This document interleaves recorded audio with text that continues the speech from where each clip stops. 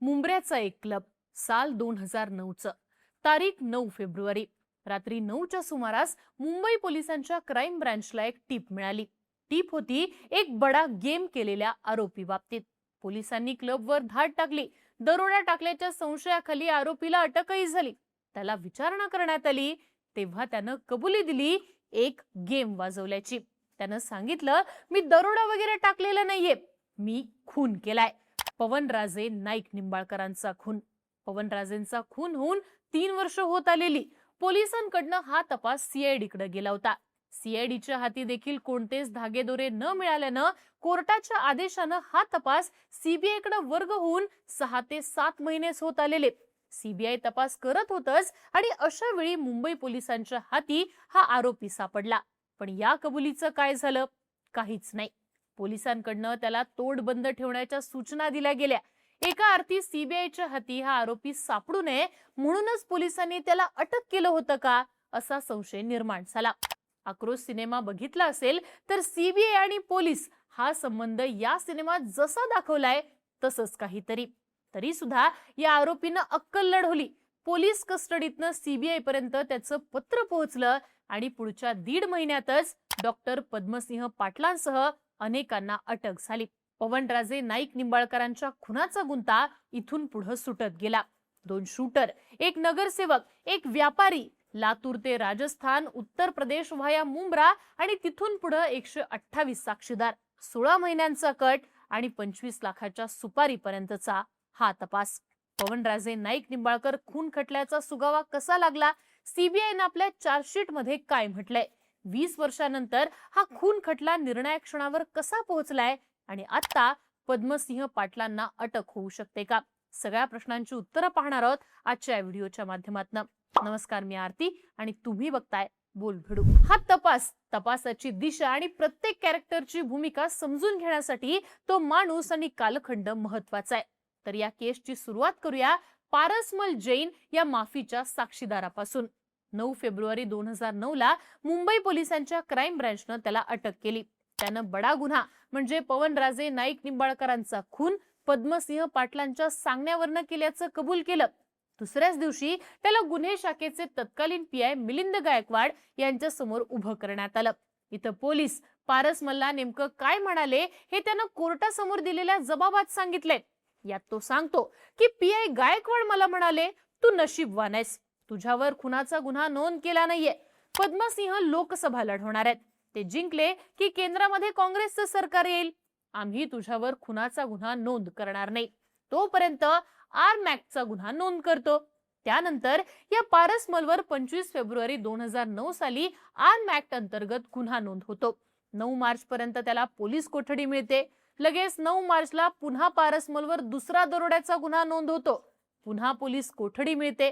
हे संपतच तोवर 13 एप्रिलला दिनेश तिवारी आणि पारसमल अशा दोघांवर चोरीचा तिसरा गुन्हा नोंद होतो आणि 20 एप्रिल पर्यंत पोलीस कोठडी मिळते. एका मागून एक 3 गुन्हे नोंद होऊन हा आरोपी पोलीस कोठडीतच राहिला पाहिजे याची पोलीस काळजी घेत होते का, असा संशय इथे निर्माण होतो. जैननं आपल्या जबाबात सांगितले की पोलीस कोठडीत त्याला पीआय दिनेश कदम म्हणाले, तुम्ही जामिनासाठी अर्ज करू नका, यात पुरावा मिळणार नाही, विधानसभा होईपर्यंत शांत राहा, त्यानंतर 169 दाखल करून पुराव्याअभावी आम्ही तुम्हाला सोडून देऊ, कोणाला काही बोलू नको.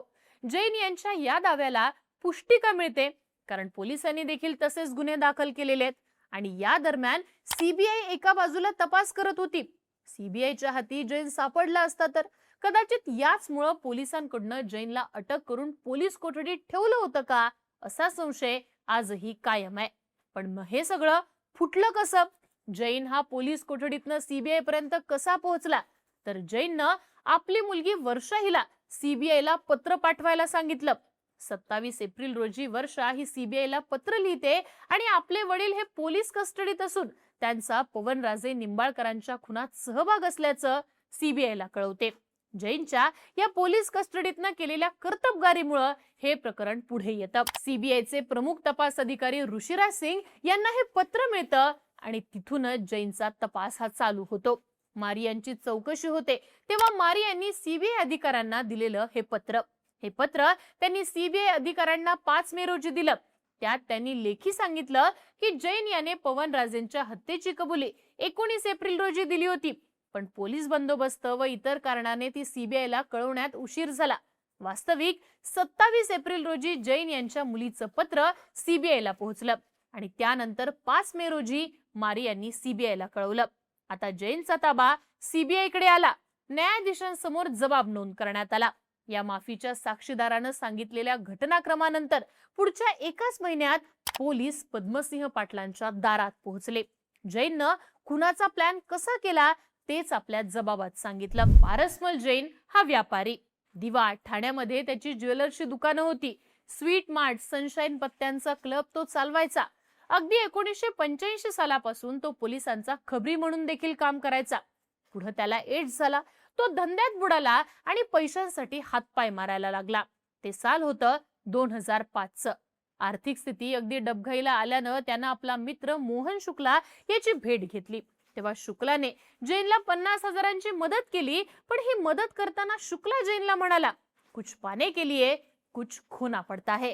एक काम कर, मेरे मित्र सतीश मंदाड़े को लातूर में जाकर मिल. डॉक्टर पद्मसिंह पाटिल पवन राजे निंबाळकर से परेशान है. उनकी हत्या का काम तू कर दे तो अच्छा खासा पैसा मिल जाएगा. पवन राजे के बाद अन्ना हजारे का खून करने का काम भी तुम्हें मिलेगा. यावर जैन त्याला म्हणाला, पवन राजे का काम तो मैं कर दूंगा, लेकिन अन्ना हजारे का नहीं कर पाऊंगा.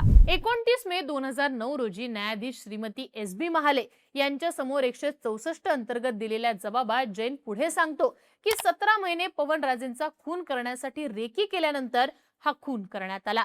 खुनानंतर 15 दिवसांनी सतीश मंदाडे आणि मोहन शुक्ला हे दोघे पद्मसिंह पाटलांच्या घरी गेले. तिथं शुक्लाला 25 लाख मिळाले. हे पैसे जैनने घेतले. इथनं तो राजस्थानला गेला आणि स्वतःच्या मूळ गावी त्याने यातले 5 लाख ठेवले. बाकीचे 20 लाख घेऊन तो युपीत गेला. तिथे कैलास यादवला त्याने 20 लाख दिले. कैलास यादवने त्यातले 5 लाख स्वतःकडे ठेवून 15 लाख छोटे पांडे याच्याकडे दिले. त्यातले पांडेने 7 लाख स्वतःकडे ठेवले आणि 4 लाख तिवारी आणि पिंटू सिंगला दिले. पैशांचा हा ट्रेल शेवटी पोहोचला तो कुठे? तिवारी आणि पिंटू सिंग यांच्यापर्यंत. हे दोघे कोण होते? तर ज्यांनी प्रत्यक्षात कळंबोली इथं पवन राजेंची गाडी अडवून खून केला ते शूटर. या शूटर्सना 4-4 लाख रुपये मिळाले. या जबाबानंतर पारसमल जैन या खून खटल्यात माफीचा साक्षीदार झाला.